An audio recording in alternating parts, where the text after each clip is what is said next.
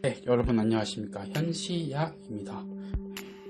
오늘은 오랜만에 제주 4.3에 대한 내용을 가지고 왔습니다. 저번에 폭동론에 대해서 올렸었는데요. 그 영상을 못 보신 분들은 위에 링크 타고 가셔서 먼저 시청해 주시면 감사하겠습니다.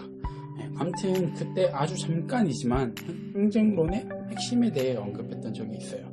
한마디로 정리하면 제주 4.3은 단독 선거, 단독 정부 수립에 반대하는 목표로 벌어진 전 도민 차원의 항쟁이었다 라는 것으로 볼 수가 있는데요. 오늘은 이 항쟁론이란 담론이 생긴 이유, 시대적 배경이 어떤 상황에 있었기에 이런 항쟁론이 제시가 되고 지금까지 내려올 수 있었는지에 대해서 그리고 항쟁론의 주요 관점, 그리고 이 논리가 가지고 있는 한 가지 한계점이 있는데 그 점에 대해서 간단 명료하게 여러분께 말씀드리도록 하겠습니다.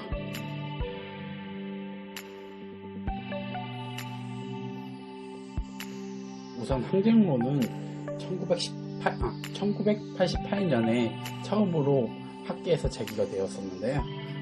그 전에 이미 그 4.3에 대한 진상조사가 좀 진행되고 있었습니다. 대표적으로 1960년 4.19 혁명 직후에 4.3 피해 유족들이 경험담을 털어놓는 것을 계기로 시작되어서 1960년 5월에 제주대학교 학생 7명이 4.3 사건 진상규명 동지회라는 것을 조직해서 활동을 했었습니다. 하지만 5.16 쿠데타를 통해서 군부 독재가 시작되면서 4.3 논의는 금기시가 되었는데요. 그러다가 1980년대 후반 그 민주화 운동의 열기 속에서 4.3도 폭동이 아닌 민중항쟁으로 보는 인식이 대두했습니다. 이 분위기에 힘입어 1988년 양한권, 박명림 등의 선생님들을 통해서 본격적으로 4.3이 폭동이 아닌 민중의 항쟁이었다라는 담론이 만들어졌는데요. 이러한 주장을 동조한 여러 사람들, 그러니까 고창훈, 서중석, 김창호, 양정심, 김종민 등의 사람들이 4.3을 민중항쟁론이자 방어적 평화투쟁으로 인식했습니다. 한마디로 정리하면 4.3 항쟁론이 대두될 수 있었던 시대적 배경은 1980년대 후반 민주화운동이라는 사회적 분위기가 큰 영향을 미쳤다고 볼 수 있어요. 물론 이런 연구들이 나올 수 있었던 이유는 그 시대적 배경을 타기 전부터 이미 해당 연구자들이 항쟁론의 입장에서 4.3에 대한 연구조사를 진행했기 때문에 가능한 것이었습니다.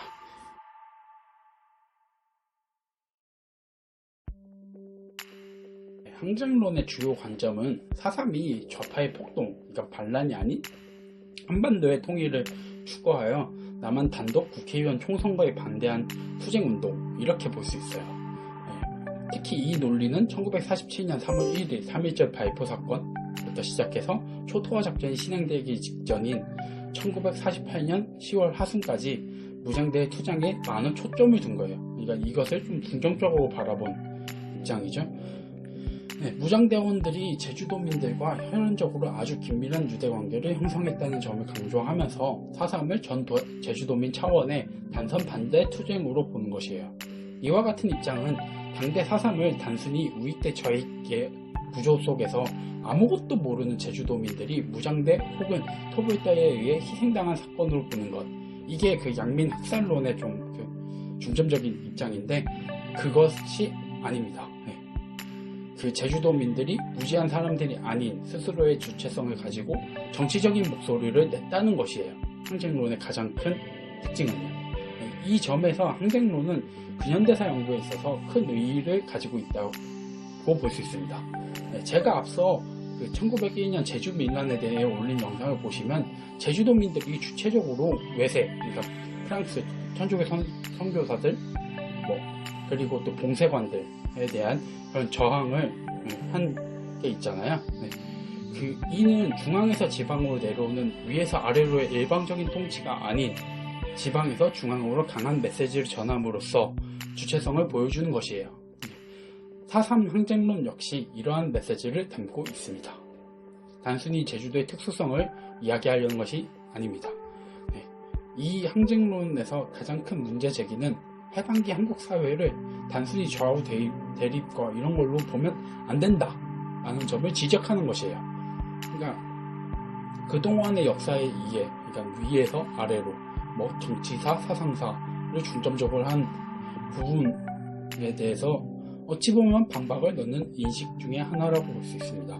물론 이 역시 정치적인 입장에서 해석한 거라서 완전한 반박이라고 보긴 어려워요.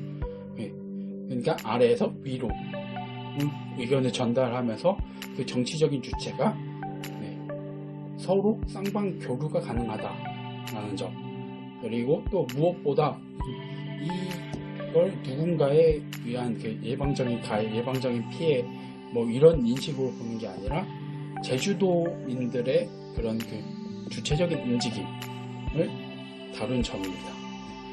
저는 이런 점에서 문제의식이 좀 타당하다고 생각을 해요.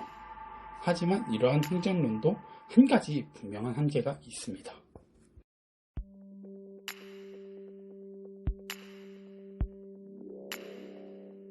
네, 한계점을 말씀드리기에 앞서서 이 부분 이후의 내용은 지극히 제 개인적인 생각이라는 점을 좀 참고해 주시면 감사하겠습니다. 뭐 어디 가서 뭐 현시아라는 그 유튜버가 이런 얘기를 했다.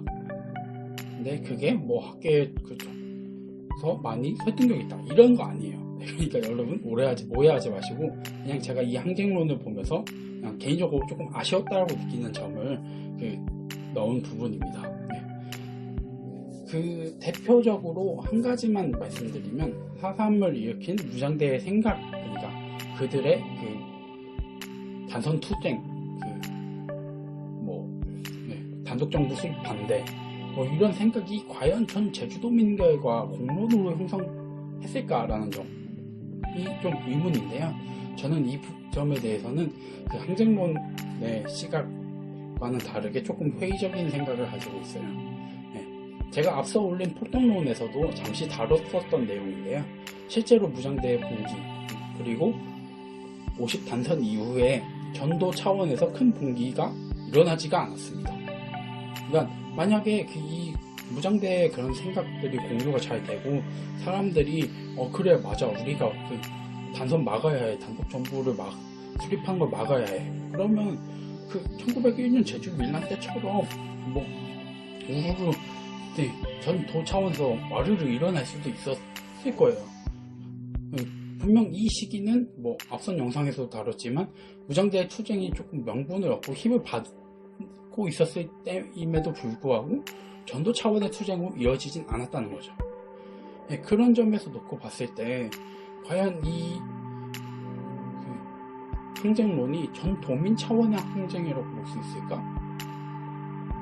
라는 점에 대해서 저는 조금 회의적인 시각을 가지고 있습니다. 물론 그 4.3 항쟁론의 대두는 4.3에 대한 연구를 보다 풍성하고 깊게 만들어줬습니다. 그 영향으로 인해서 기억의 역사학이라는 어찌 보면 사람의 기억, 그러니까 집단의 기억, 국가의 기억 이런 것을 가지고 그 역사를 풀어내는 그런 역사학 분야의 있거든요. 아무튼 거기에 그런 역사학들의 그 방법론을 따라서 4.3 이후, 그러니까 4.3이 끝난 이후에 제주도민들은 4.3 때의 경험을 어떻게 받아들였고 현재 제주도민들의 삶에 어떤 영향을 이 4.3이 미치고 있는가 하는 점에 대한 연구도 진행되고 있습니다.